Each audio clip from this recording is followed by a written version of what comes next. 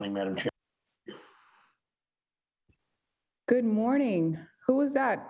Counselor Flaherty? You got him. How are Happy you? Monday. Happy Monday. Good morning, Madam Chair.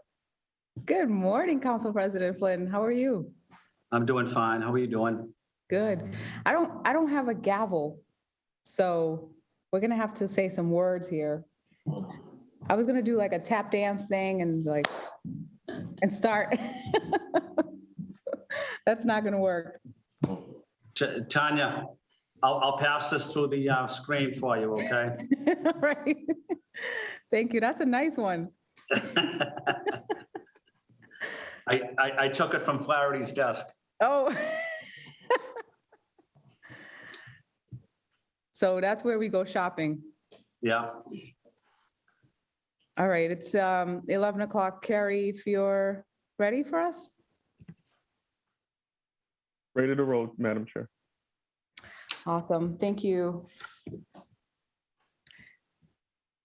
All right, good morning, everyone. I'm calling this hearing to order. My name is Tanya Anderson, District 7 City Councilor. I am the chair of Boston City Council Committee on Ways and Means. I am joined by my colleagues, Council President Ed Flynn of District 2, Councilor Michael Flaherty at large, Councilor Ruthie Louis-Jean at large. This public hearing is being recorded. It is being live streamed at boston.gov/city-council-TV and broadcast on Xfinity Channel 8, RCN Channel 82, Files Channel 964. We will be taking public testimony at the end of this hearing. If you are interested in testifying, please email michelle.goldberg@boston.gov for the link. That's michelle.a.goldberg@boston.gov for your link so that you can join and testify. Today's hearing is on docket number 0158, message and order for your approval. An order authorizing the issuance of refunding bonds in a principal amount not to exceed $200 million. We are joined this morning by the city's Chief Financial Officer, Justin Starrett, Assistant Collector Treasurer and Head of Treasury of the City of Boston, Maureen Gorceau, as well as Second Assistant Collector Treasurer, Richard DiPiano, to testify on this docket. I will now turn the floor over to Chief Starrett for opening remarks. Chief Starrett, you now have the floor. Thank you, Madam Chair, and let me be the first of probably many to congratulate you and what will be a many Ways and Means hearings to come. So welcome, and I and the entire team, including Rich and Maureen, who are on the call from our Treasury Department, are always at your entire council's disposal for questions or comments as you guys see fit going forward. So before I turn it over to the experts, really, Maureen and Rich, to talk a little bit about what today's order is, I wanted to set a little bit of the context. So today's order is for $200 million of authorization to do what are called refundable bonds. Refundable bonds, in very layman's terms, allow us to take out additional borrowing authority or take out additional bonds to pay off bonds that were taken off in previous years that had higher interest rates, because interest rates still remain low, although, as I'm sure we'll talk a little bit today, interest rates are rising for projects that have been completed or have already been paid for by the city. So this, in short, does not add any new projects to the plan or does not give us any additional borrowing to fund new projects. This really just allows us to borrow funding right now while interest rates are still relatively low, take out bonds from previous years that have higher interest rates, which creates savings on the operating budget so that we can obviously invest more in critical city services, but allow us to grow the overall size of the budget and overall size of the capital plan to make important investments. So we're not just paying off interest from previous years. So I'm going to stop there and turn it over to the team to talk a little bit more about the issuance and look forward to the conversation. Thank you. Thank you, Mrs. Starrett. Ms. Gorceau, welcome. You now have the floor. Thank you. And Thank you, Madam Chair, and thank you, Chief Sterrett. So as we're discussing, the Treasury Department is requesting refunding authorization of $200 million with the intent of this providing not only flexibility for an upcoming transaction, but future transactions. So should the need arise, this is a type of bond where you want to be relatively nimble. As Chief Sterrett said, we're taking advantage of low interest rates. As you all likely know, these are historically low interest rates. So we want to take advantage, remain nimble, and get as much out of the market as we can at this time. About a month ago, we reached out to our financial advisor at PFM, asking him if we did have any opportunity for refundings. And he came back and told us that we did have some opportunity here for an advanced refunding. So that's kind of what brings us here today, is to say,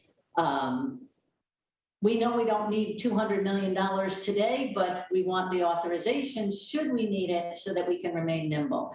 The last refunding authorization was in 2019 when the City Council approved a $150 million refunding order. At that time, the city was anticipating a refunding transaction in excess of about $80 million. And we didn't have sufficient authorization at that time. So we used some of the authorization then, and then in 2020, the city issued an additional refunding of $91 million using the majority of the remaining authorization. So at this point in time, we have very little authorization left, and we do know that we have opportunity that we would like to jump on. So that's kind of what brings us here today, is that if we take advantage of this refunding, it will yield a considerable debt service savings over the next 10 years. So at this time, we're all here happy to answer any questions you may have. Thank you, Ms. Garceau. We have since been joined by Councilor Aaron Murphy at large. Welcome, Councilor Murphy. I do have a few questions, and then I will turn the floor over to my colleagues in order of arrival. So with this particular issuance of refunding, Ms. Garceau or Mrs. Sterrett, what are the expected savings that are not yet specified? So again, you know, the market changes hourly, daily, but when we reached out about a month ago, our financial advisor told us we had about $60 million of bonds that could be taxably advanced refunding, which would bring us about $3.5 million in debt service savings over about the next 10 years. So not a small sum. And I think what's important there, Madam Chair, is that when we go to market for an upcoming bond sale, right? So I think we're planning to issue one both for new projects and for this refunding. We're really going to see what the market says. And they may say, hey, it may be better to take out more bonds. So I think that's a little bit of why we're asking for the additional authorization, as well as planning for future years as well. So I think that's a safe estimate, is the $3.5 million in savings that this will provide. But we also want to, as Maureen mentioned, have the ability to go higher if the rates are so when we hit the market later this winter, early spring. Thank you. Are there any fees or costs associated with the issuance of these bonds? I will say always, but the net savings would be $3.5 million. So. But there will be no additional fees. So when we do issue these bonds as part of our overall package, it'll be included in with the other typical bond financing fees that we pay with any regular transaction. And I will jump in additionally, Madam Chair. This is akin to, you know, refinancing your home mortgage. So, you know, as Justin is saying, there's always some fees, but, you know, because we're doing a more comprehensive sale, they would be part of those fees. Can you state if there's any negative impacts at all? To my knowledge, none. We match maturities so that there'll be no, you know, potential credit risk. This is really an opportunity to take advantage of historically low rates. So We may not have this opportunity always, but right now we do, so we're jumping on it. Yeah, I think that's actually the exact right point, is that there's actually risk in us not moving now, knowing that the Fed has planned for at least 3 more rate increases going forward, if not more, depending on how inflation goes. But definitely we want to get in there, sooner rather than later, to make sure we realize at least this amount of savings. Sorry, and I'm sorry if you've stated this already. Will the issuance actually increase in the city's debt burden? No, we are taking out old bonds and replacing them with the new ones with matched maturities. So, no, it's really just about the rates. And what about the debt timeline? No, matched maturities, so same debt timeline. Okay. Does the city contract with a vendor to issue refunding bonds, or? So we use a financial advisor to assist us in the sale, and then we also use bond counsel, but these will be put out to market. Thank you. So the last time we authorized the issuance of refunding bonds in 2019, the docket included language that the refunding bonds may be issued as federally taxable or tax exempt. Is there a reason that language was taken out? Again, flexibility, but these will be federally taxable refunding bonds. These are advanced refundings, so these will be taxable. The Internal Revenue Code of 2017 stated that for advanced refundings, they're taxable. So I don't think it was an intentional omission. It was just, the opportunity does exist to have a current refunding, but we are not here today for that. Thank you, Ms. Corso. We've been joined by Councilor Worrell from District 4, Councilor Bach, District 8, Councilor Baker, District 3. I will now recognize Councilor Flynn. Councilor Flynn, you now have the floor. And I just wanted to advise us just a moment, Councilor Flynn, President Council, that if we can keep our comments to 3 minutes. Councilor Flynn, you now have the floor.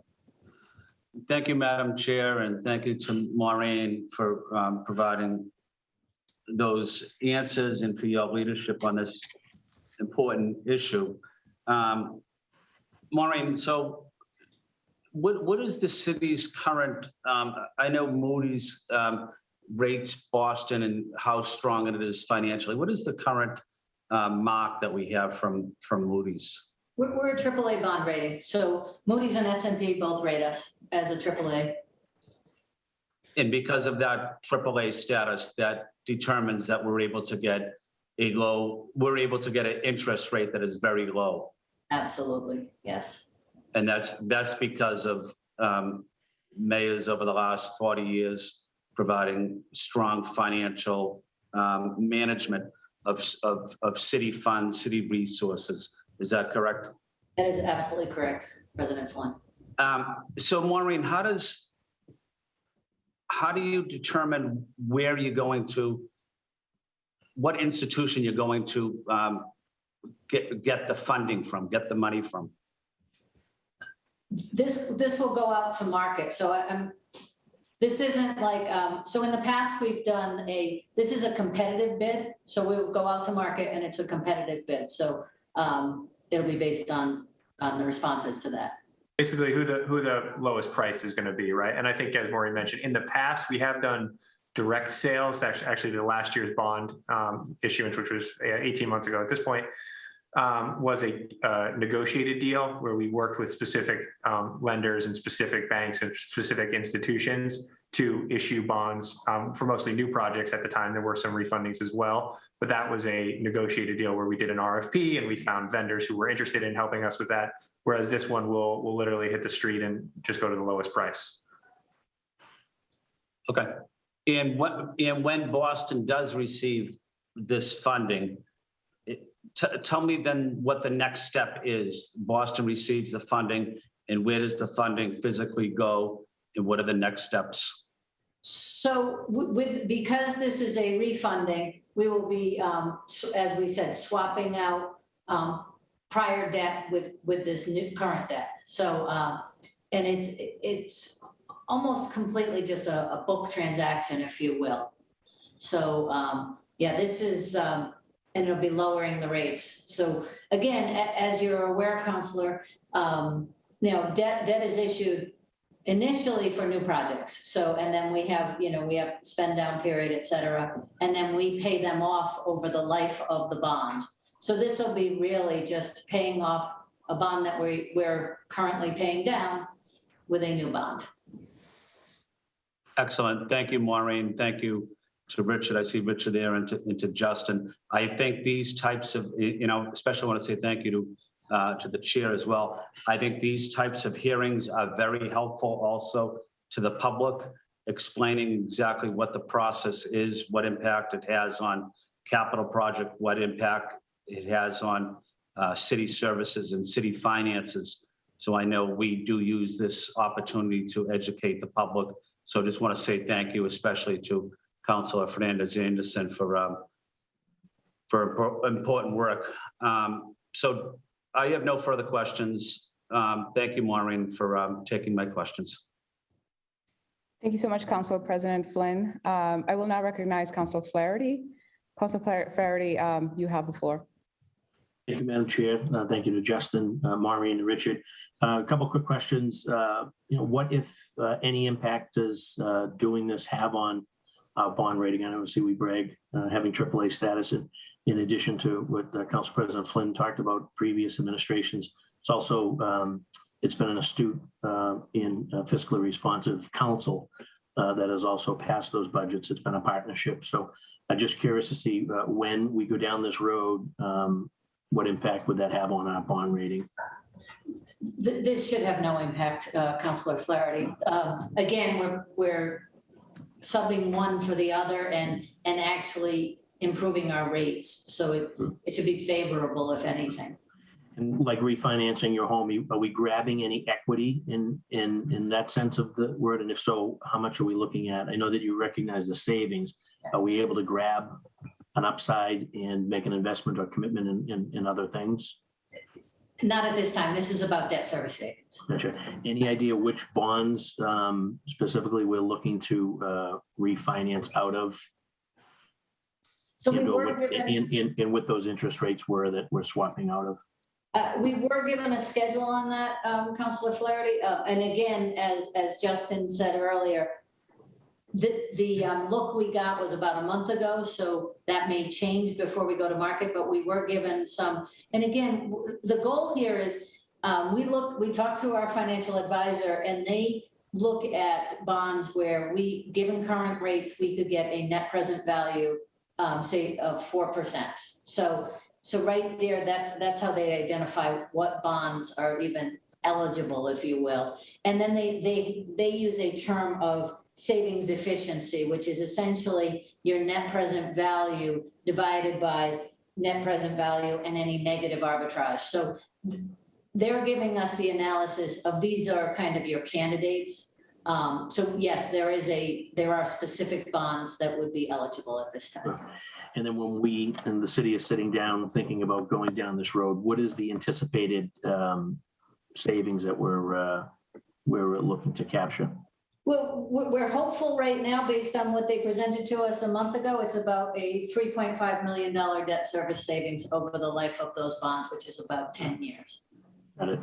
And then I heard once the decision's made to do this, we need to secure a financial advisor and bond counsel. And I think Justin had mentioned that goes out to bid. Is that what I heard? And if so, is that a low bid situation, or given that we're recognizing a savings here, should we be looking at partners who've been obviously been good to the city and they're consistent in sort of what our goals and objectives are as a city, whether it's through hiring practice, contractual services, et cetera, or is this strictly just our hands are tied and it's a low bid situation? We have to get the lowest bid financial advisor and we have to get the lowest bid bond counsel, as opposed to recognizing banks that participate in the 1+ program, or banks and lending institutions that have partnered with the city and are, again, practicing in their own respective fields as how we, as local government would anticipate around, again, hiring practices, lending practices, et cetera. Do we have some type of formula that rewards those good institutions who, again, have been great community partners? So I will say that we have contracts, existing contracts with our financial advisor, which is PFM, and our bond counsel, which is Lock Lord. So those were RFPs that were completed, and I'm looking at Rich because he likely has a better memory of this than me, and I see Justin went off mute. So, but we have existing contracts and we will be using them for this competitive sale. Yeah, no, it's a great question though, Council. So on a 3-year, either annual or 3-year basis, Rich will give me the numbers. We do our own personal bond counsel and our own personal financial advisor who work with the city throughout the year, not only on this transaction, but on other matters throughout the year. So they're kind of our permanent financial advisor and our permanent bond counsel. What we have done in the past, and I think this would be a great opportunity to grab what you just mentioned, is the next time we do a negotiated deal where we are working with specific institutions, we can put some of that criteria that you mentioned into the RFP that we put out there to factor in their local presence and their local contributions and their local support for a future transaction that might be negotiated. So I think we'll certainly take that note and put that in the back of our pocket for next time we do a negotiated deal. Thank you. That would be appreciated, obviously, given the affordable housing crisis and the fact that the 1+ mortgage program arguably is probably one of our best tools. However, not all lending institutions are offering that and/or participating in that program. And whether it's to incentivize or to encourage or to reward lending institutions, advisors, counsel who are participating in those types of efforts on behalf of the city, helping us sort of close those gaps would be appreciative. So, but yeah, look forward, obviously. And I don't, any idea off the top of your head when the next 2 bids come out, one for the financial advisor bid and one for bond counsel? That might be a Rich question. He might have a better memory of when those contracts were. Why don't we get that info and get back to you, Councilor? Very good. Yeah, I don't know if Rich was trying to unmute himself or not, but that's fine. Thank you, Madam Chair, and thank you to the team. Thank you, Councilor Flaherty. Thank you, Councilor Flaherty, and I would like to recognize Councilor Louis-Jean. Councilor Louis-Jean, please, you have the floor. Thank you, Madam Chair, and congrats on doing a great job on chairing your first meeting. Hello, everyone. Happy to be here. Thank you, Maureen, Justin, and Richard. I'm a new LR City Councilor, Ruth Louis-Jean, so I have a few questions. First is, Maureen, you stated that these are the type of bonds where we want to be nimble. I was wondering if you could collaborate more on what type of bonds you're talking about and why are these ones specifically where we want to be nimble? Absolutely. And these are refunding bonds as opposed to a bond issue for new money. So new money would be to fund projects, et cetera. These are refunding bonds where we're really trying to respond to the market and to the interest rates. So that's why I referenced the desire to be nimble, is because you want to be responsive to the rates and take advantage of at what we all know to be, pretty historically low rates. Okay, that makes sense. And then this is just a more general question. If anyone has these numbers off the top of their, knows these numbers, the exact current level of our outstanding general obligation debt and our total debt service amount right now? Sure. Our approximate debt obligation right now is $1.5 billion of outstanding debt. And our 2023 debt service is $172,467. $172,467,000. Thank you. Do you know what that is as a percentage of our budget? So I think Maureen gave you the FY23 number, which we're obviously still refining for next year. First of all, welcome, Councilor. Good to meet you. We are still working on that. As a part of FY22, it was about 5.5% of the city's operating budget. So we have a plan, though, to borrow. And again, this isn't adding any net new debt, but our capital plan does plan to borrow up to that 7%. But the exact timing of it is always a yearly question because we have certain rules around how much we can borrow for projects that are not started yet. But the plan for the city, which is a set policy that we have, is 7%. Okay. And then maybe second to last question. Are these bonds wholly separate from the green and housing bonds that Mayor Walsh issued, or could they potentially be part of these refunding bonds? These are separate. These are older bonds. Okay. None of the green or social bonds were in this group. Okay. And then I think you've answered the question. This generally will, if anything, have a net positive on our credit rating. Yeah, certainly no negative impact, Yeah. Counselor. Yeah. Okay. Thank you. Those are my questions. Thank you, Councilor Louis-Jean. I will now recognize Councilor Murphy. Councilor Murphy, you have the floor. Thank you. Thank you, Maureen, Justin, and Richard for coming to this meeting with all this information, but also want to congratulate you, Chair, on chairing your first of many, like Justin said, Ways and Means meetings. So here to support, but also listen and learn. So I'm happy to be on this call. Lots of great questions already, and no specific questions yet, but maybe on the last round, I'll have a few more questions. But thank you so much, and congratulations, Tanya. Thank you, Councilor Murphy, for your kind words. I will now recognize Councilor Worrell. Councilor Worrell, you have the floor. Thank you, Madam Chair, and thank you, Justin, Maureen, and Richard for all the information that you provided. Just have a quick question. It was mentioned that we negotiated a deal versus now where we're doing it in, I believe, open market. Why now the latter versus the negotiated deal? Sure. No, it's a great question. So the city has almost uniformly for the last 20 or 30 years done competitive deals where we just go to market, we just say who's the lowest bid, and we just take it for a new debt issuance. Last year's one was particularly complex. We had, as Councilor Louis-Jean mentioned, we had a green bond for the first time. We had a social bond for the first time. We had some refundings, which are similar to this one right here. And then we had some regular bonds. So because we were putting together a bunch of different types of bonds, we decided to do a negotiated deal where we could actually tell a bit of a story to our investors and sort of really gin up some excitement about the bonds, which it did. And we sort of got some national publicity because of it. And that was sort of exciting. So it's really the type of deal that we have. Whereas this one that we're thinking about for this year is going to be a little more simple and is going to be a little more straightforward. So we're just going to do likely a competitive deal and just try to get the best price. That way we can maximize our savings, which we can plow back into either new debt issuance as a part of the upcoming budget, or new social programs or programs for the operating budget side. So that's sort of it was last year's was more of an outlier that we did a negotiated deal, and it's more traditional that we do the competitive low price ones.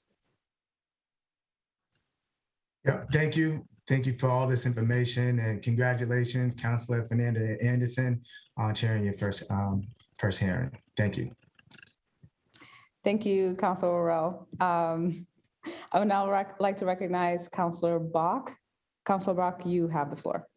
Thank you so much, Madam Chair. And thank you to Justin and the team. A couple of questions. I just wondered, well, first of all, I just wanted to say on the negotiated deal, just for new counselors to know, because Justin's not playing it up as much, but that deal was a big deal for the city. We actually were one of the first entities in the country to demonstrate an actual benefit to selling green bonds, in the sense that we actually got better rates on them than on other things. And I think, as I recall, and Justin, it'd be helpful to know this, with those negotiated deals, part of the reason we moved from the spring to the fall and did a negotiated deal, as I remember, had to do with the fact that the market was kind of timing us, right? Like we were doing it every spring and they sort of knew we were coming, and we felt like we weren't necessarily getting, that's the thing, right? The competitive market's not always that competitive, and we weren't getting the best rates. I'm trying to recall if that was the case. Yeah, I think it's, you get in a lot of trouble when you try to time the market. So we are certainly not timing the market. We go to market when we try to when we need the money. I think last year, as part of the negotiated deal, the market had sort of said to us, hey, you guys are kind of a little bit sleepy in your process. We go to markets the same year. It's always negotiated. Why don't you try to shake things up a little bit and sell at a different time and also sell through a different mechanism, this negotiated deal. And I think that helped gin up a fair amount of interest in the deal. Great. And then on this refunding, and I'm sorry, I missed the first few minutes of comments. So you may have said this already, but how did we decide that 200 million was the total number that we were targeting for the refunding? So Councilor Bach, it's not going to be this year's refunding at 200 million. It's just, we are asking for 200 million so that we have flexibility for any future as well.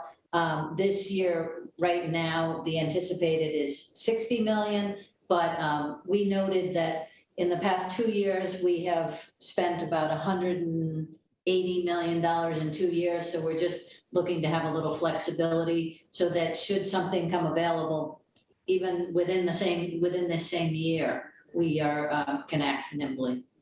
Yeah, and I should take a look at the legislation. And I don't know, maybe follow up with the chair, but just how, like, what's the timeline for which the council's authorization is taken to hold? Like, if we authorize 200 million in refunding, is it just taken to be, over, say you refund it over the next 5 years, this council's vote would hold, or is it for the calendar year, or how is that structured legally? Do you know? Well, I do know that we used the 2019 vote over 2 years, but I don't know what the structure is. Yeah, we'll get an exact answer on that for you, Councilor. My understanding is, though, that once a vote is taken by the City Council to authorize an issuance, it is good forever. But we will certainly give you the exact deadline. The interesting thing here is that this is, again, not new money. This is sort of no additional increases, so it's not like something we can. We would be planning to use for other stuff. Yeah, it's not a backdoor budget like decision really, except that it, as you said, frees up more money for us to spend on the things we actually want to spend it on. The other thing I might have missed, are there any takeout penalties associated with the bonds that were? No, great, excellent. I'm just seeing, I've made my little notes here. I guess the last question would just be if you could speak a little bit to, you mentioned the fact that you got the advice and forecast a month out. Obviously, everybody's kind of following the question of the Fed's trajectory with interest rates hikes. Like, how do we think that's going to affect the muni bond market and our prospects? Is that a situation where it, as we get closer to actual rate hikes going into effect, we might expect the net benefit here to increase, decrease? Like, how are you guys thinking about that? I think you're exactly right, Counselor. That, I mean, as rates go up, our benefits will go down, right? I mean, certainly on the refundings, maybe not as impactful, but new money, we may see, some changes. We want to get to market and be as quick as we can, because as Justin said, we all hear that the Fed is talking 3, 4, hikes. It will have an impact. Right. So it'd be great if we could get this one in under the gun before the first of those. Do we think that's likely? I don't know about the first. I think the Fed is saying maybe in March, but certainly before the second, which I think is April, May timeframe. So, that's the thing. The sooner the better, because we want to miss as many as we can, of course. Absolutely. And sorry, did you guys speak to, separate from refunding, what you think the timeline on issuing new bonds for this year is? We're hoping to do something, as Justin said, late winter, early spring kind of timeframe. Okay, great. All right. Thank you so much. Thank you, Madam Chair. Thank you, Councilor Bach, for your wonderful questions. And I look forward to seeing you here in assisting with all of your knowledge and sisterhood. I mean that from my heart. I'd like to recognize Councilor Baker. Councilor Baker, you have the floor. Thank you, Madam Chair. Congratulations on your first hearing. Good morning, everyone. Justin and Richie and Maureen, good to see you guys. Sorry I missed the very beginning. So we're basically refinancing our bonds. How much of our bonds? What exact? Like how much? What's the dollar number that we're refinancing here? So Counselor, when we asked our financial advisor, and it was a month ago, so I always say that just because something could change. It's about $60 million worth of our bonds that we'd be refinancing or refunding. Yeah, and so that tied into what Kenzie was asking about, but you said you're looking at 200, are you looking, is it like almost a flexible schedule? We're starting with 60 million and potentially looking to do 200 million? It's exactly right, it's possible. Oh, okay, thank you. And Justin, maybe this one's for you. What is that 200 million? What percentage of that is our bond capacity? Like, what do we have for bond capacity if we're looking at new bonds this year? Like, where are we in that whole spectrum? Yeah, and Maureen could certainly give an exact number, but I'll try to recite it. So we have about $1.5 billion worth of outstanding debt in the city. Now that is different types of debt spread out over different lengths of time. So we have 5-year debt, 10-year debt, 20-year debt, so 200 million would be roughly, I don't know, 10 to 15% of that, something like that. So I think it's not insignificant, but it's also something, as Maureen mentioned, we did about 190 million over the last 2 years. So we think there's probably an opportunity to do, a similar size portion over the next 2 years. We just know that we have at least 60 million coming up in this first deal, as Maureen mentioned, in the next month or two. Could be more, could be a little bit less. We'll see what the market says when we get there. But we also don't, I think the Fed has priced in 4 rate hikes over the next year, but things could turn, they could go faster, they could go slower. We may want to speed some stuff up. So I think 200 million is a safe amount to give us a little bit of flexibility, but also to make sure that we can be mindful that we're not, getting too much authorization on the front end, knowing that we feel like there's going to be some opportunities, but it's going to happen quickly and we want to be nimble.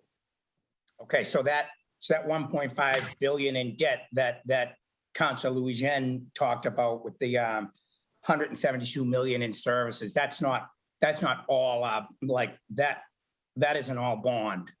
That's debt service overall. That's not all bond. A percentage of that 1.5 billion is bond.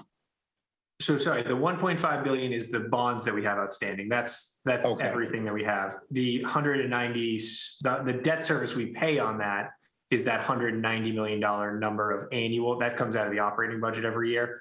Yeah. So this will take out a little bit out of column.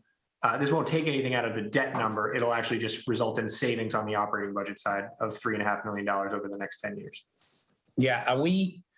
Are we actively looking at how we are connecting what we're going after for bonds with infrastructure improvements and opera money? What do we have? Like, what is our plan to connect the Fed dollars with actual infrastructure improvements? Yeah, no, it's a great question. And I think it'll be a more robust conversation as part of the capital plan that we work on with you all in the next month or two as we roll up the budget. But suffice to say, there are some local matching components to some of that federal dollars. So we're going to be looking to either find local matches here with the city or with the state and try to go after some of the big federal dollars that are out there. And those will ultimately be bonded, but we usually go through the capital budget process first to identify sort of this is the project, and we'll go figure out the bonding after the fact. So I think there'll be more to come on that in the budget conversation in the next month or two. But yeah, the plan will be to get as much federal dollars as we can and use the city's credit rating to help support that local match as much as possible. Yeah, because I think we're in a really good time now to look at infrastructure improvements, whether it's libraries, schools, community centers, fields, those sorts of things. I think that's the infrastructure we should be looking at building. Crazy time, but also can potentially be an exciting time. And just a statement I heard, Maureen, I hope it's only four increases over the next year. I heard up to 10. So. Oh. Hopefully you're right, not what I'm hearing. Thank you, everybody. And again, Tanya, congratulations on your first hearing here. Thank you. Thanks, Frank. I appreciate it. I guess if we have any questions, I'm going to ask everyone to keep to limit to just one question, raise your hand and I'll call you by the order that you raise your hand. And just limit to one question. If the questions have not been answered, then we can do another circle around. I just have a couple of questions before we move forward with other counselors asking their questions. Ms. Garceau, Mr. DiPiano, would love to hear your voice. Mr. Sterrett, whomever like to answer this. What are the plans for the proceeds for the anticipated savings, the 3.5, or are there any plans yet?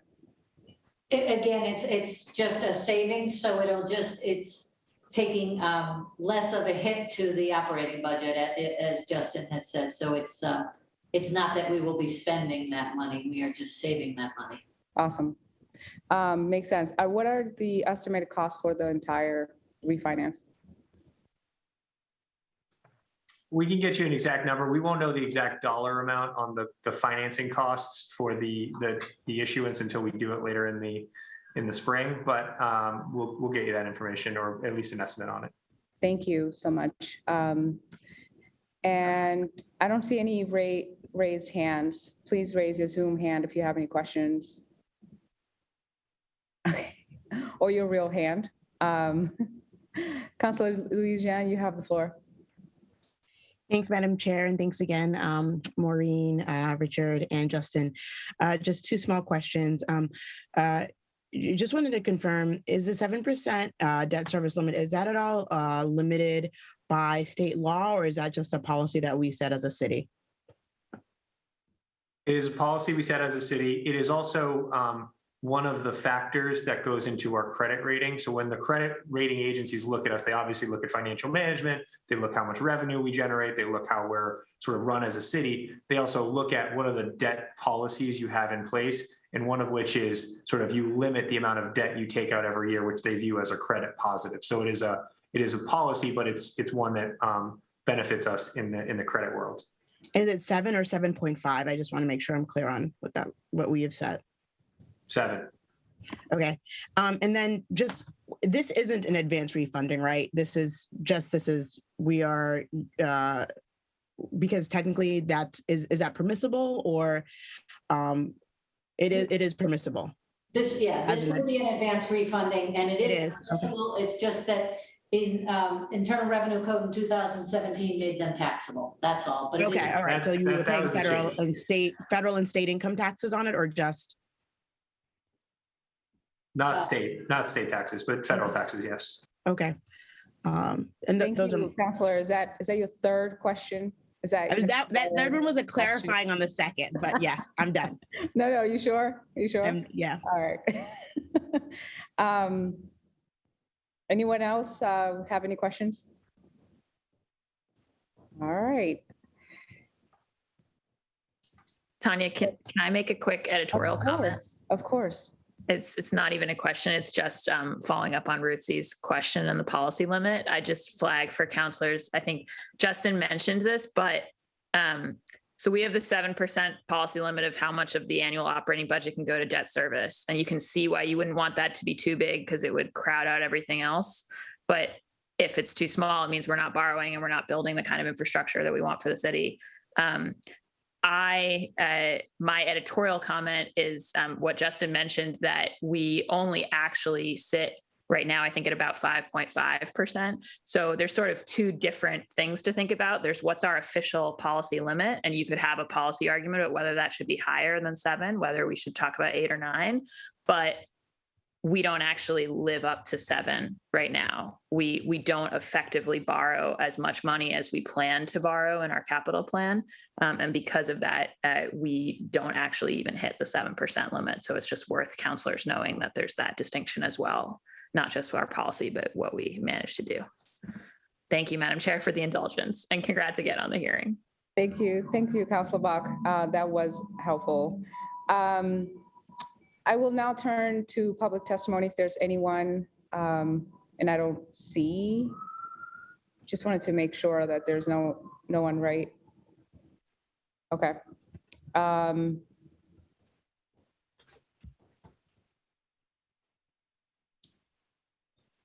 it looks like we don't have anyone to testify today. We'll see no public testimony. I'd like to thank Chief Sterrett, Ms. Garceau, Mr. DiPiano, and my colleagues for their participation today. Peace and love, everyone, and this meeting is adjourned. Thank you. Thank Council. you. Thank you. Thank Have a you, good Madam day. Chair. Thank you. Okay, take care. Congratulations. Thank you so much. See you soon.